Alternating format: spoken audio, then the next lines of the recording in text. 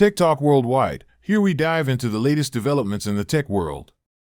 Today, we'll discuss the EU's new paid entry system and its potential impact on travel. We'll also delve into a recent vulnerability discovered in AMD processors and what it means for your data security. Then, we'll explore the implications of WhatsApp's new public channels and the recent hacking of a major radio station.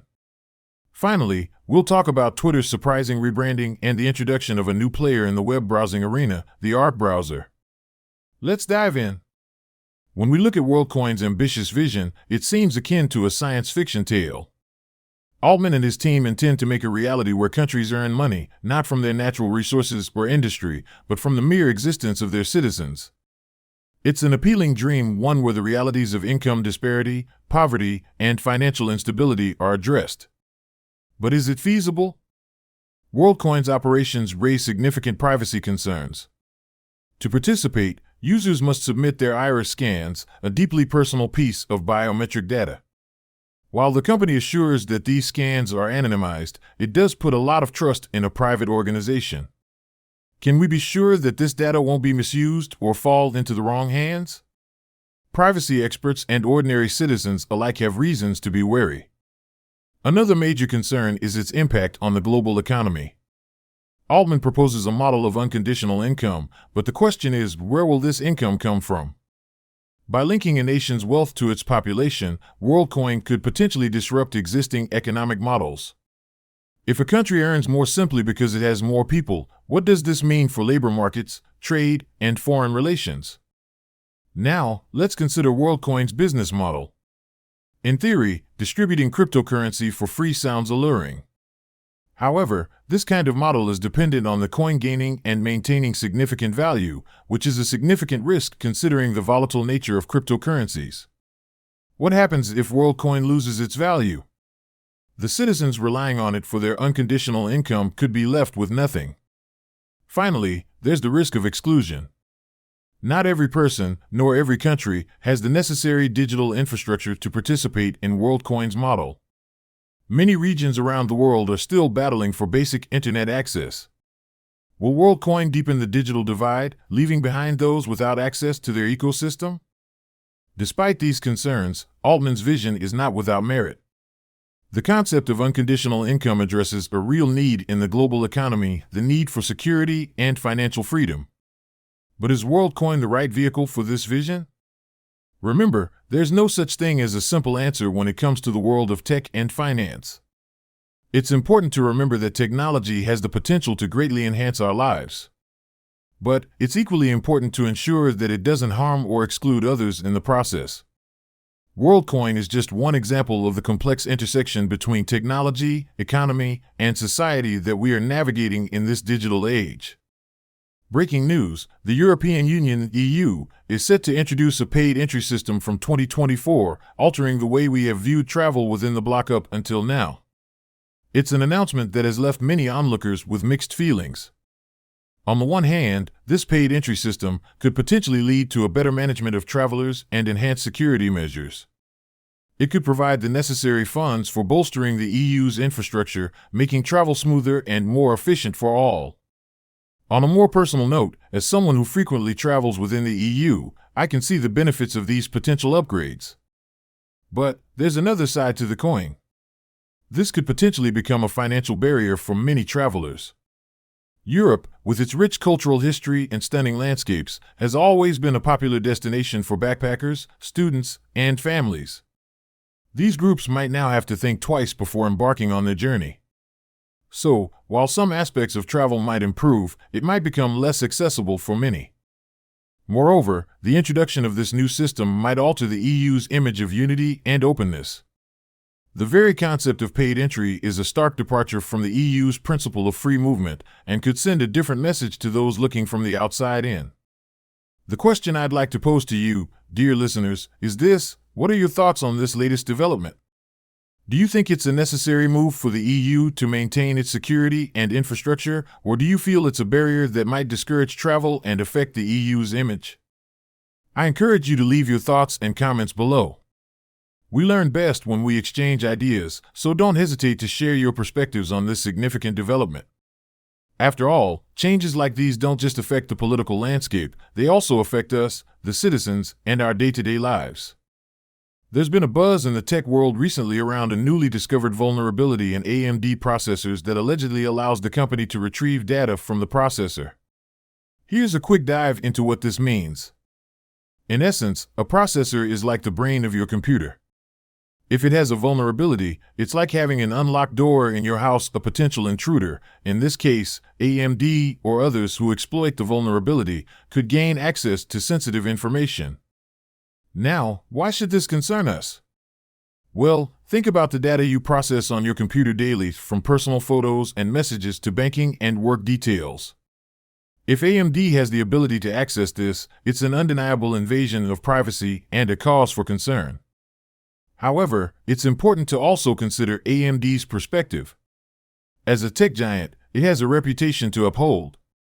It could be that this data retrieval mechanism is part of a larger plan to improve user experience or processor performance. Yet, does that justify the potential privacy risks? From a personal standpoint, while I appreciate efforts to enhance performance, I find this development unsettling.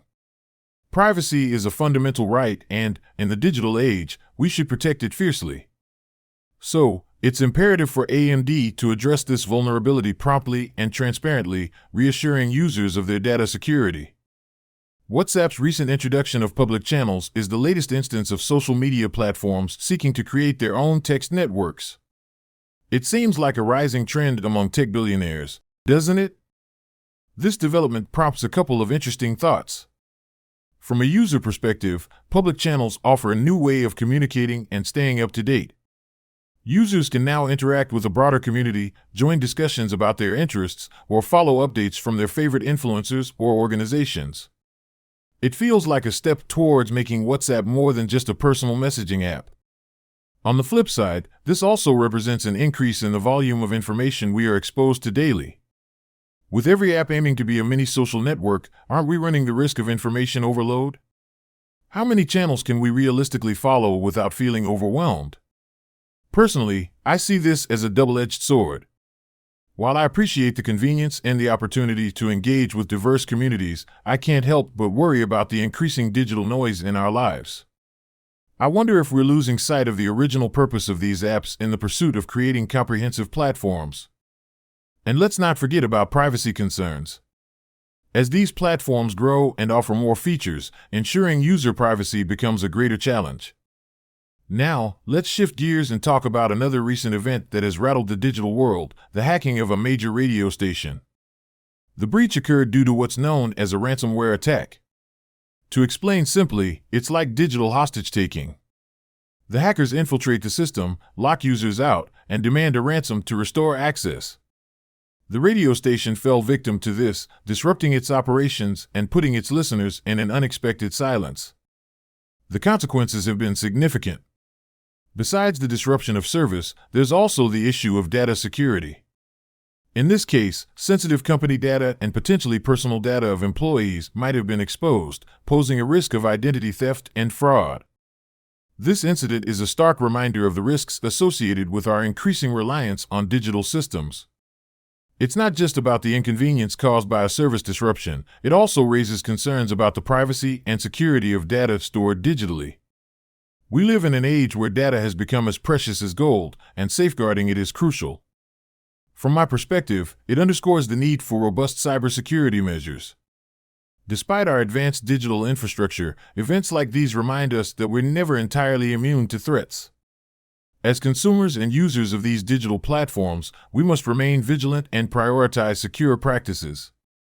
In a surprising move, Twitter, the social media platform known for its 280-character limit updates, has announced a major rebrand. From this point forward, it will be known as X. The announcement came as a shock to many of its users who had grown accustomed to the brand's established name and identity. Elon Musk, the tech tycoon known for his bold and often controversial moves, had previously sent shockwaves through the digital world when he bought Twitter, the social media giant. With his unpredictable nature and unfiltered style of communication, Musk's ownership of Twitter, now X, has been fraught with ups and downs, spurring an array of debates on freedom of speech, corporate influence, and the power of social media. Musk's influence has been nothing short of extraordinary, primarily due to his penchant for candid and often provocative tweets.